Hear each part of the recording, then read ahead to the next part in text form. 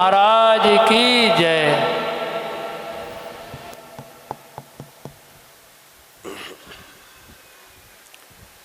एक बार हम लोग आस्था विश्वास के साथ गुरु महाराज जय ध्वनि करें ताकि हम सबों का अंतःकरण पवित्र हो जाए और गुरु महाराज की पवित्र जय ध्वनि से वातावरण भी पवित्र हो जाए। बोलिए श्री सद्गुरु महाराज की जय।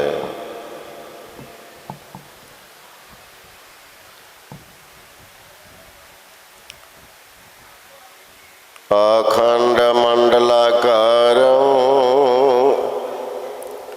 व्याप्तं येन चराचरं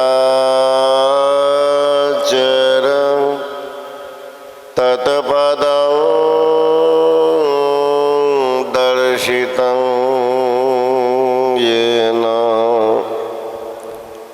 तस्मै श्री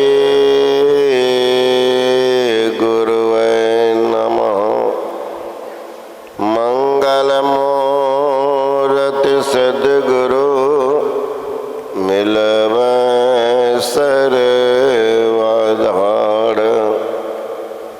मंगलमय मंगल करना विनवा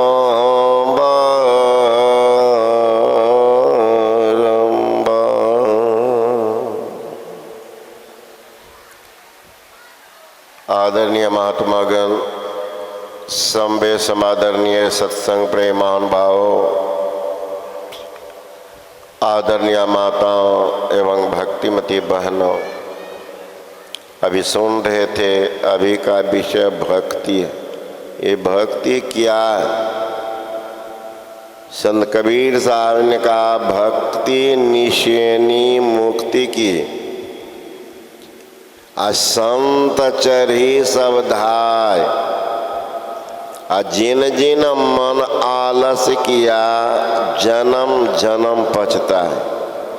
भक्ति क्या है? निशानी मन सीढ़ी है, सीढ़ी किनकी?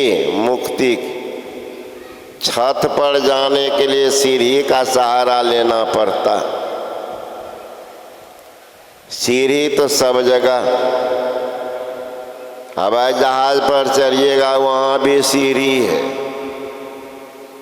तभी जाएंगे भीतर। तो मुक्ति में जाने के लिए अब सीढ़ी क्या है? यही लोहा का सीढ़ी कि लकड़ी का सीढ़ी? अरे महाराज, लोहा लकड़ी का सीढ़ी नहीं वहाँ है, वहाँ सीढ़ी है माना जप, माना ध्यान, दृष्टि और नादान संधान रूपी सीढ़ी। वो क्रिया को जब तक नहीं करेंगे तो आप आगे नहीं बढ़ेंगे। यही बात पूछे हैं गरुड़ जी कामसुंडी जी से, ओ महाराज जीव का कल्याण कैसे होगा? कामसुंडी जी महाराज कहते महाराज अनुभव की बात सुनाओ या महापुरुष का विचार? कहने पहले अनुभव की बात सुनाओ, फिर महापुरुष के वचन से उस पर मोहर लगवा। तो कामसुंडी जी महाराज सुनाने लगे निज अनुभव अब कहा खगेसा, बिनु हरि भजन न जाय कलिसा। हे पक्षीराज, जब तक कोई हरि का भजन नहीं करेगा क्लेश निशेष होगा। लाख उपाय कर ले, क्लेश समाप्त करने का कभी नहीं होगा, कभी नहीं होगा, असंभव। बाड़ी मती घृत होई बरो, सिकताते बरु तेल, अब बिनु हरि भजन न भव तरिए, यह सिद्धांत अपील। बारी मती, बारी पानी के मथने से बारी मती घृत होई बरु। अगर पानी के मथने से घी हो जाए और बालों को पेरने से तेल हो जाए तो दुनिया के लोग मानेगा, ये दुकानदारी बंद हो जाएगा सबका। तो कहते हैं ऐसा होना असंभव है, फिर भी संभव हो जाए, संभव हो जाए। लेकिन हरि के भजन किए बिना का क्लेश निषेध हुआ, आज तक एक भी उदाहरण नहीं, एक भी उदाहरण नहीं।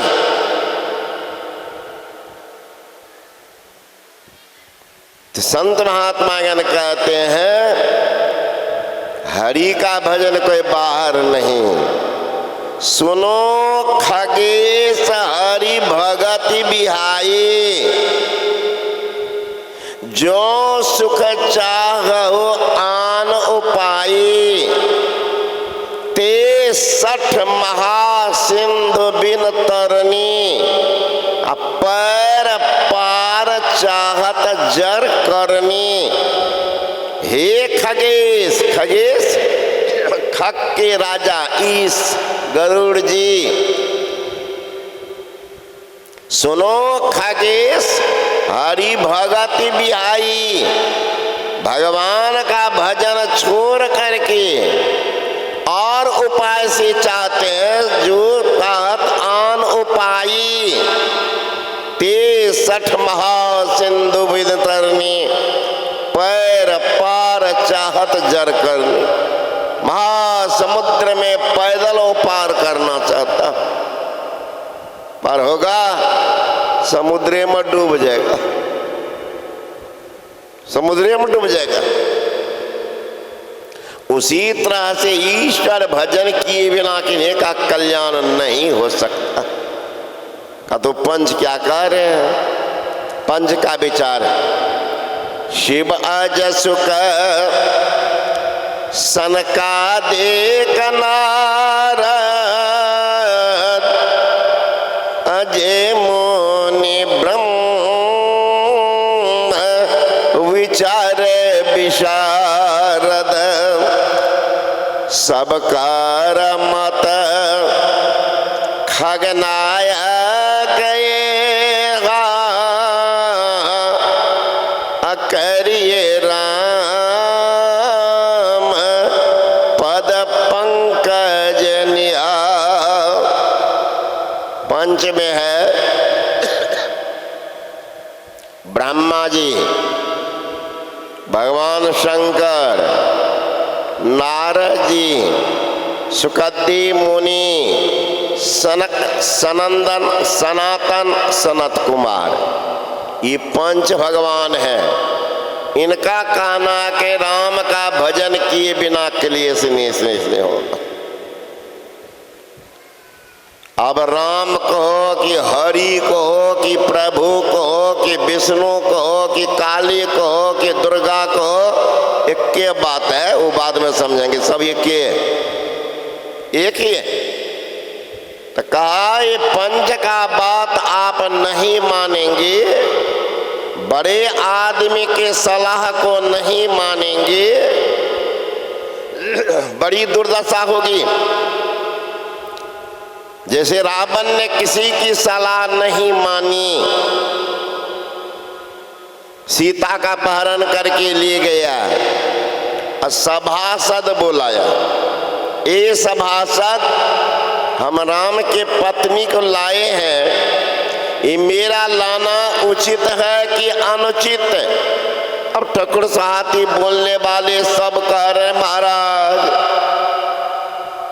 राजा सबको तो 1-2 पत्नी रखते हैं राजा साहब, 1-2 स्टेपनियों रखते हैं, तो आपको तो महाराज क्या कहना, आप तो राजा हैं, राजा चाहता दूसरे राज को मिला के अपना राज को बड़ा बनावे,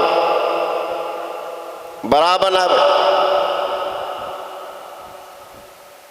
तो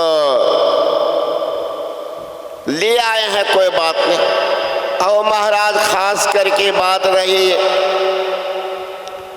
राम की, तो उन तो ऐसा नालायक है कि उनको घर से बाप निकाल दिया। एक भी आदमी साथ में नहीं तो बंदर भालू का साथ किया। हम महाराज बताइए, बंदर भालू हम लोगों का भोजन, हम राक्षसगण बंदरे को पकड़ेंगे या खाएंगे या मस्त होकर लड़ेंगे? रावण तो छल पड़ा, ठीक कह रहा, परामर्शदाता बढ़िया मिल गया है ना। बैठे हुए थे रावण का बेटा प्रहस्त। प्रहस्त ने कहा कि पिताजी, ये जितने आदमी आपको सलाह दे रहे हैं बिल्कुल ठुकर सुहाती, आप स्वयं वेद वेदांग के ज्ञाता हैं, विद्वान हैं, पंडित हैं, विचार कीजिए। एक बंदर आया तो अखरोट अशोक वाटिका को उजाड़ दिया, आपके प्रिय पुत्र अक्षय कुमार को मार दिया, लंका को जला दिया, आराम से भाग के चला गया। उस दिन इन लोगों के पेट में अल्सर हो गया कि कैंसर, भूखने लगी थी कि बंदर बाग पकड़ लेता। आज तो हजारों बंदर है और उनके साथ वो हनुमानमा भी है, तो अब इन लोगों को भूख लगी है।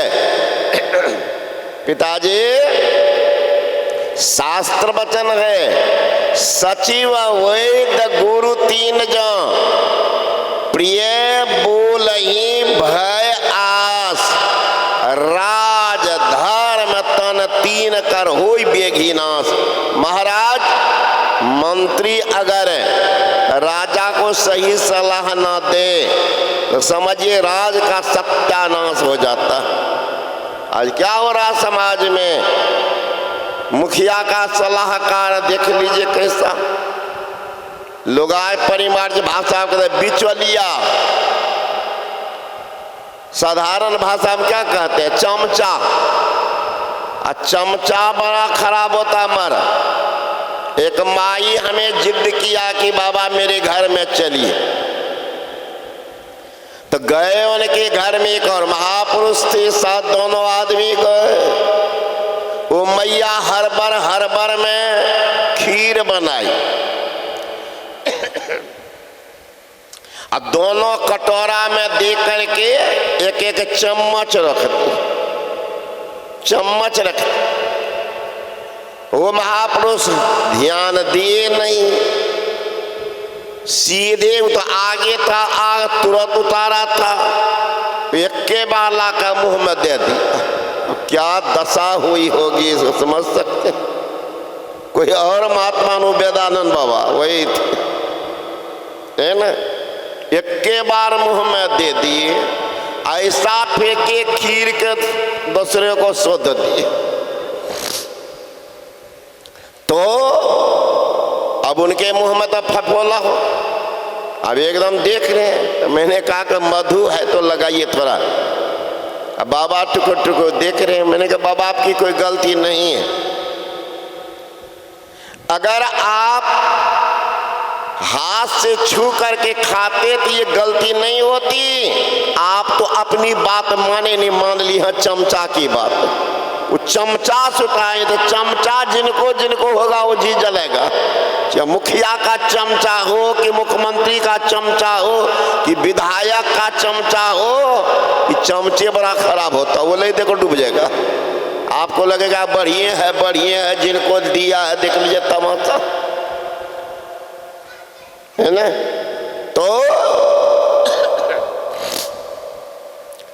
संत महात्मा गण कहते हैं, वही कहते हैं सचिव वैद गुरु।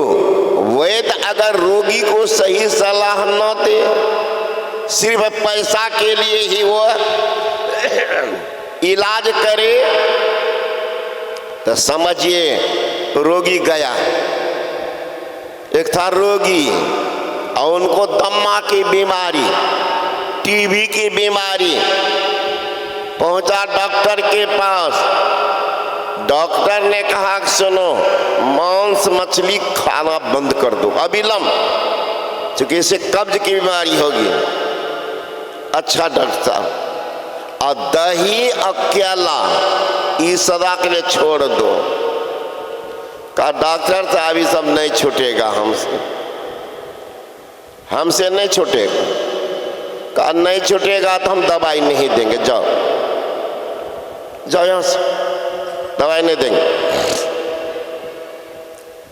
तो दूसरा डॉक्टर के पास गया। वो डॉक्टर भी बोला कि मांस, भुना हुआ चीज, दही, केला नहीं खा।